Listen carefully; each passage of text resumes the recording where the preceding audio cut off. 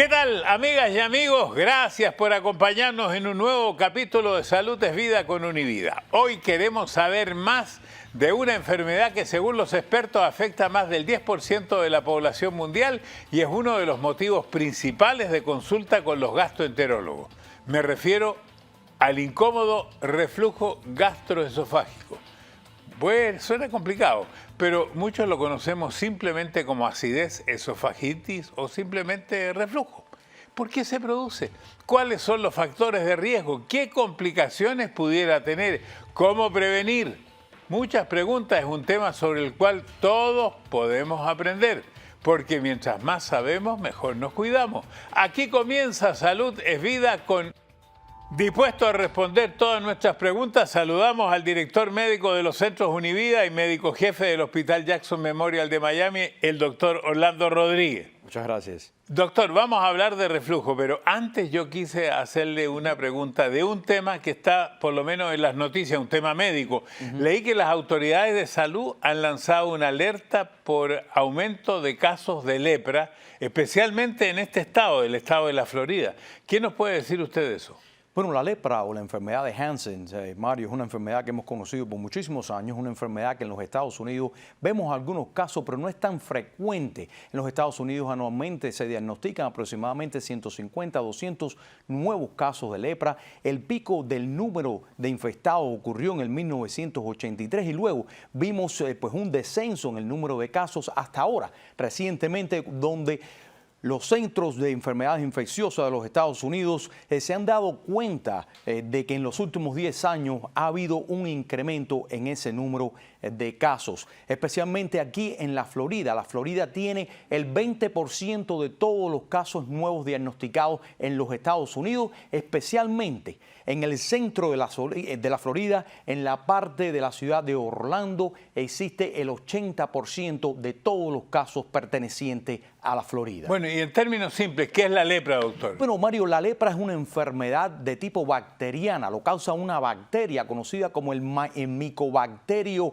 leprae. Y lo que causa es unos problemas en la piel y también ataca el sistema nervioso periférico y también a los músculos. Bueno, para que el público esté informado, ¿cómo alguien sabe que o piensa o dice podría ser lepra? Claro, la lepra es una de esas enfermedades que se presentan con un tipo de característica que pudiese ser visto en otras enfermedades. Sin embargo, tiene peculiaridades las cuales son únicas para ella. ¿Y a qué me refiero? Por ejemplo, la mayoría de los pacientes presenta con unos patches o unas manchas en la piel que pueden ser de características hiperpigmentadas. ¿Qué quiere decir eso? Que tienen un colorcito pues un poquitico más incrementado, son más oscuras que la piel de uno, ¿verdad? O pueden ser hipopigmentadas, es decir, menos oscuras que nuestra piel. Pero esas manchas pierden la sensibilidad. Por ejemplo, si uno la pincha con una agujita, si uno trata de tocarlas con un vibrador o lo que sea, pues la persona ha perdido esa sensación en esa mancha. ¿Por qué? Porque la bacteria, el micobacterio, ha atacado los nervios que le dan. Terminales nerviosos. Claro está. Y entonces la persona pierde la sensación. Pero también existen unas manifestaciones que son nodulares, que existen en la cara, se ven en las orejas, afecta la nariz, las personas pierden las cejas, las personas tienen ulceraciones en la planta de los pies que también al perder esas sensaciones pues pueden ocasionar infecciones sin el paciente darse cuenta, y también cuando la enfermedad progresa mucho, sin ser tratada, pues entonces pudiese llevar a mutilaciones en los dedos, en los pies, y también pudiese traer como consecuencia deformaciones en el rostro de las personas. ¿Es contagiosa? Es una enfermedad que, a pesar, la historia nos ha enseñado de que no es extremadamente contagiosa. Sí, los pacientes leprosos, desde los tiempos bíblicos, ¿verdad?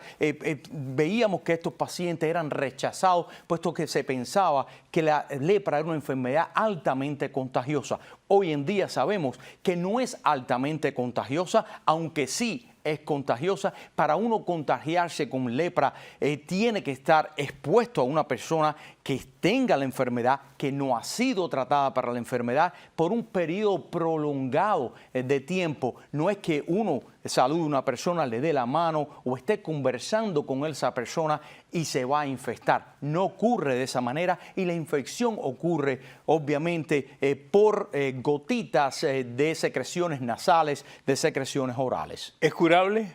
La lepra es una enfermedad pues muy curable si se ataca a tiempo, ¿verdad? Una vez que existen cambios ya de deformaciones, de mutilaciones, obviamente es muy tarde, pero si es curable. ¿Y cómo se trata la lepra? La lepra se trata con medicamento. ¿Qué medicamento? Antibióticos. Existen dos tipos de antibióticos que son esenciales para el tratamiento de la lepra y esos son la dapsona y la rifampicina. Ese tipo de medicamentos pues son muy efectivos y nosotros los usamos por un periodo de 1 año a 2 años para curar la enfermedad.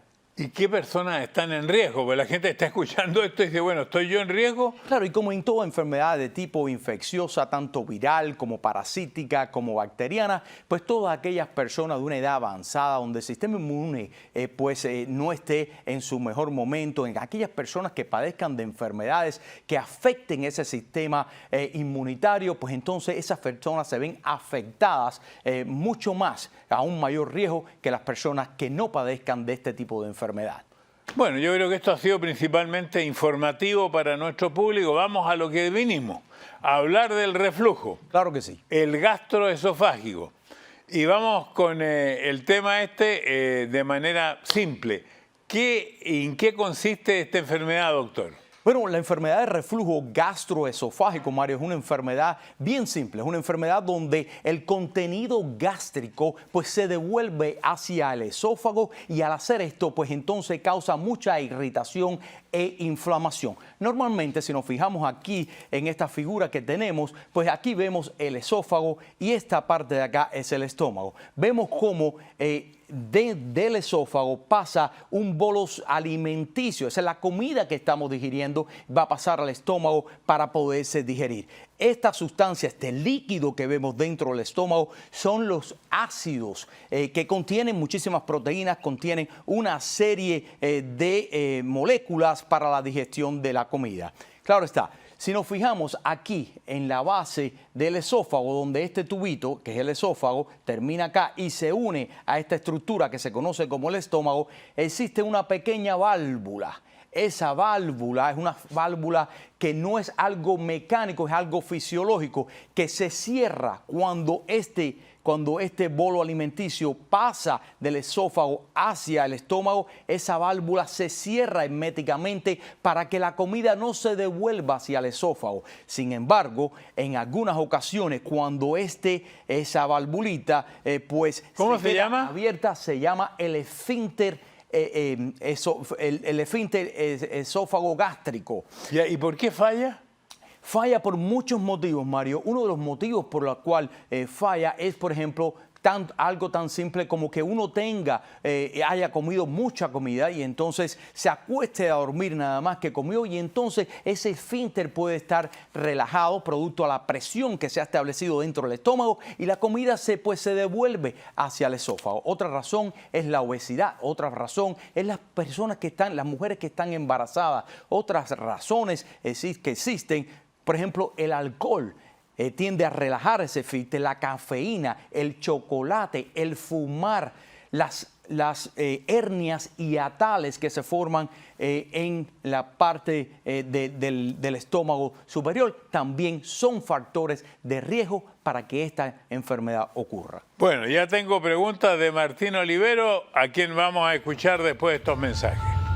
Aquí estamos con Salud es Vida de Univida, estamos hablando del reflujo, estamos con el doctor Rodríguez y vamos a la pregunta de Martín Olivero, de la Argentina. Soy Martín Olivero de Córdoba, Argentina. Hay personas que ocasionalmente padecen de reflujo y otras que lo padecen a diario.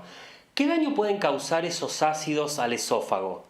Muy buena pregunta. Bueno, los ácidos al esófago pues lo pueden irritar y pueden causar una serie de productos inflamatorios dentro de las paredes del esófago, lo cual conlleva a que se pueda formar una úlcera, se puede formar una inflamación conocida como una esofagitis y también pudiesen formarse pues cambios dentro que pueden estrechar el esófago como tal y pueden impedir pues el paso del bolo alimenticio hacia el estómago.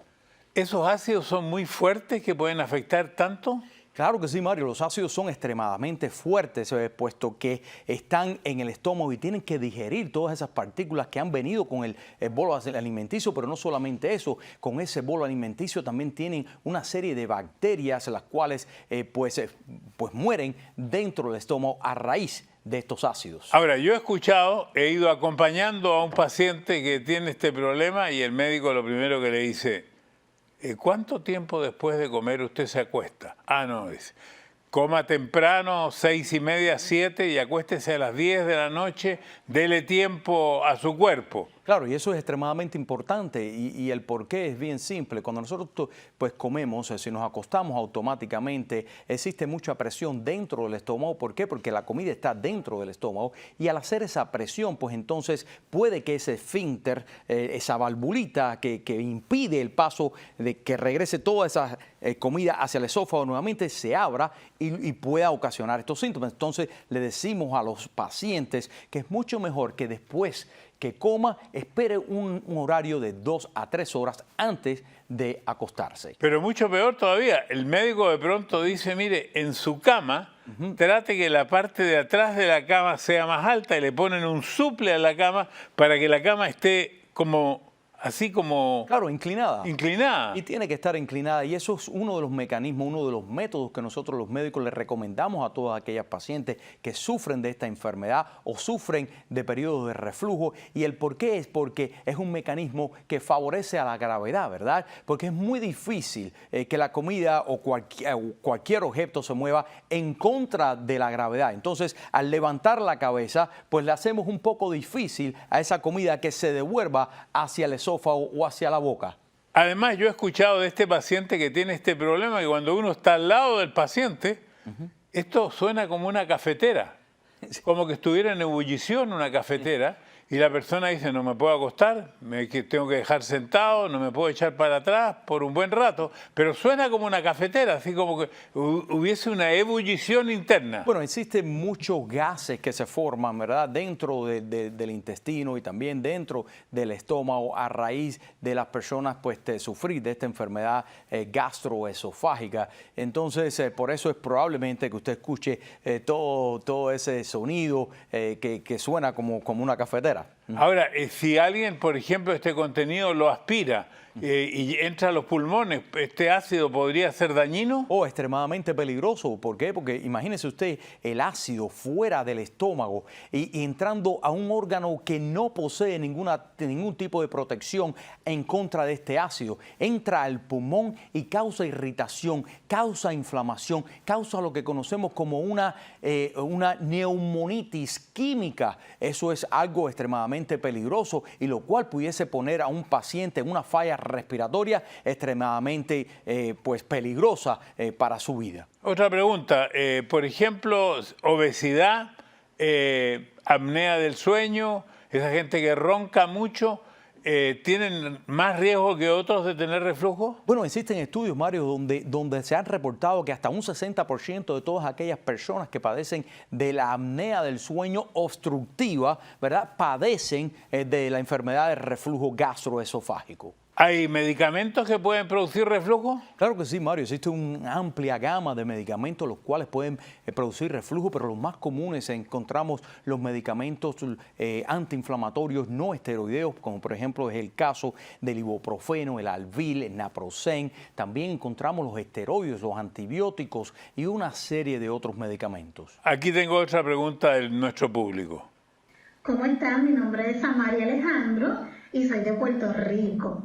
Me gustaría preguntarles, ¿qué recomendaciones le dan a las personas que le dan reflujo al momento de tomar algún medicamento? Como si tomarlo con mucha agua o tomarlo luego de alguna comida fuerte. Bueno, eso es una muy buena pregunta y yo le recomiendo a todos los pacientes que tengan pues este tipo de conversación, ¿verdad?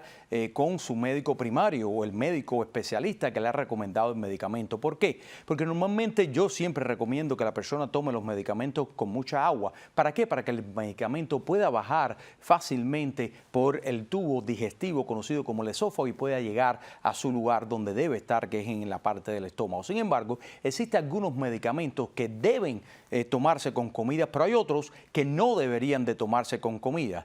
Es decir, pudiese interferir el hecho de que uno coma o no coma con la acción del medicamento como tal. Pero el agua, sí, le digo a todos mis pacientes que tomen bastante líquido con el medicamento y que por favor no se acuesten a reposar, a dormir, por lo menos por media hora después que se hayan tomado su medicamento.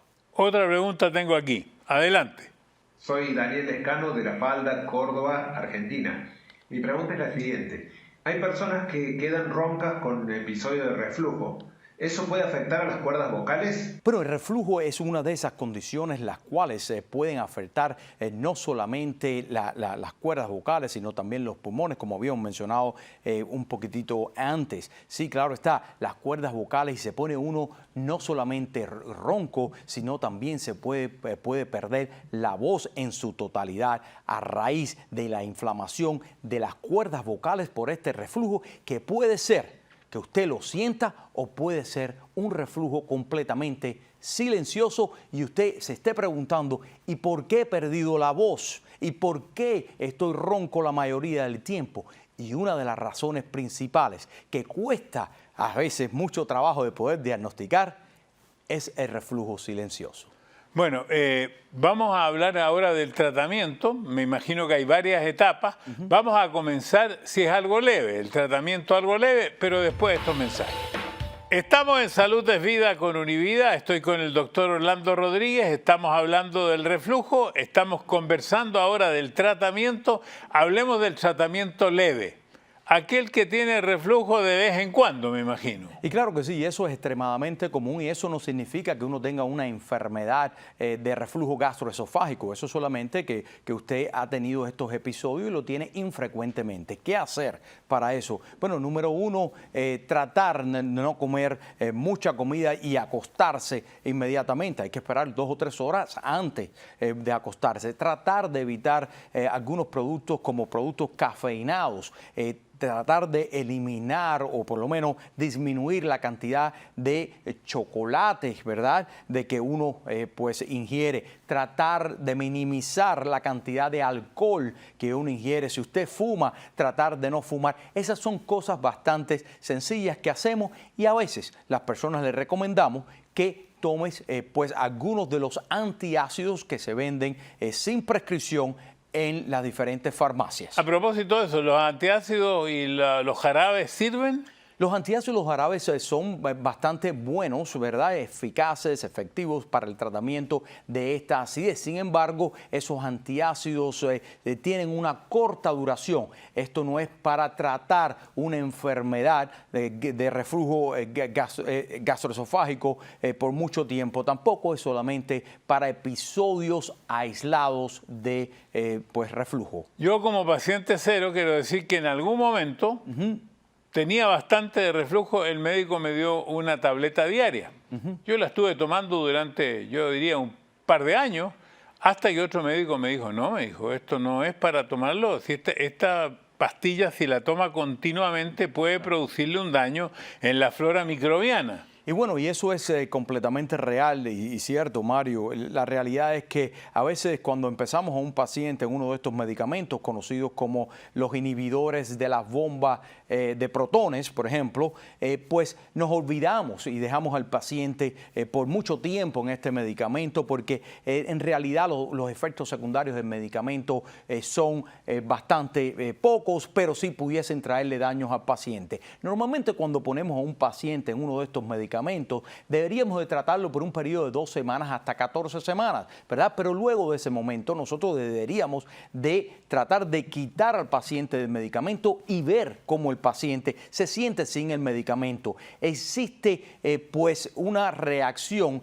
de rebote una vez que uno para el medicamento, la cual se confunde como que la enfermedad sigue activa y ese no es el caso. Una vez que uno para el medicamento, tiene que esperar por lo menos 2 a 3 semanas para ver si el paciente pues volvió a la normalidad. Existen algunos casos de pacientes que sí tenemos que tenerlo por un periodo indeterminado en el medicamento y esos son los pacientes que no responden bien o que tienen úlceras gástricas, las cuales necesitan un tiempo mucho más prolongado de tratamiento. Vamos ahora a los casos más graves. ¿En qué casos, digamos, podría el reflujo ser algo grave? Bueno, el reflujo pudiese ser extremadamente grave, ¿verdad? Porque esa irritación, esa inflamación, cuando se convierte en crónica, pues existen cambios a nivel celular dentro de las paredes, dentro de las células de ese esófago, especialmente en la parte distal del esófago. Y ese cambio, conocido como un cambio metaplásico a un cambio displástico, lo que se conoce famosamente como, o normalmente como el esófago de Barrett. Ese esófago de Barrett es una condición precancerosa. Puede conllevar con el tiempo, si no nos damos cuenta de que existe y la tratamos adecuadamente, pues puede llegar a convertirse en un adenocarcinoma, un cáncer de esófago. ¿Y en personas mayores es mayor esta incidencia del reflujo? Y claro que sí, la incidencia en las personas mayores es mucho más alto debido a que a medida que envejecemos, pues el músculo del esfínter, de esa valvulita que conecta el esófago con el estómago, pues entonces se va perdiendo esa musculatura, entonces se relaja mucho más y es mucho más fácil para ese ácido pues devolverse al esófago. ¿Un cambio de dieta sería útil también? Y los cambios de dieta son extremadamente importantes también, una dieta bien balanceada, que no tenga tanto cítrico, por ejemplo, que no tenga tanto picante, por ejemplo, las dietas que no sean tan frecuentes, que tengan menos carne roja, etcétera, son dietas que son importantes para los pacientes. En resumen, una persona que tiene reflujo, ¿qué debiera hacer para prevenirlo? Bueno, número uno, tuviese que tener una serie de cambios o modificaciones en su estilo de vida, Mario. ¿En qué? El ejercicio. Extremadamente importante no llevar una vida sedentaria para poder bajar de peso porque la obesidad es uno de los factores de riesgo para la enfermedad gastroesofágica. Entonces también la dieta, una dieta adecuada, eliminar toda esa serie de productos, sustancias que pueden ser nocivas para nuestro cuerpo, como por ejemplo el alcohol.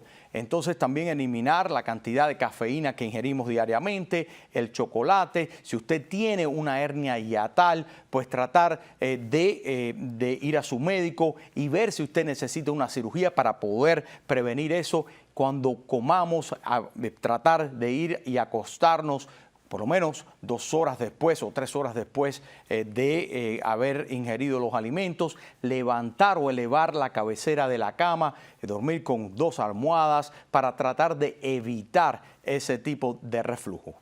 ¿Podría el reflujo ser causante de otras enfermedades? Bueno, el reflujo pudiese causar otras enfermedades, no solamente en el esófago, también el reflujo puede entrar a los pulmones, causar un tipo de broncoespasmo, un tipo de asma que pudiese pues presentarse en un estado ya de adulto y encima de eso también las neumonitis y problemas con las cuerdas vocales. Gracias, doctor Rodríguez. Mientras más sabemos, mejor nos cuidamos. Salud es vida con Univida. Hasta la próxima. Espero que le haya gustado el video. Suscríbase aquí a mi canal, llame a sus amigos para que se suscriban aquí también y dele a la campanita. Y le recomiendo que siga viendo mi video porque tengo muchos videos, siga aquí.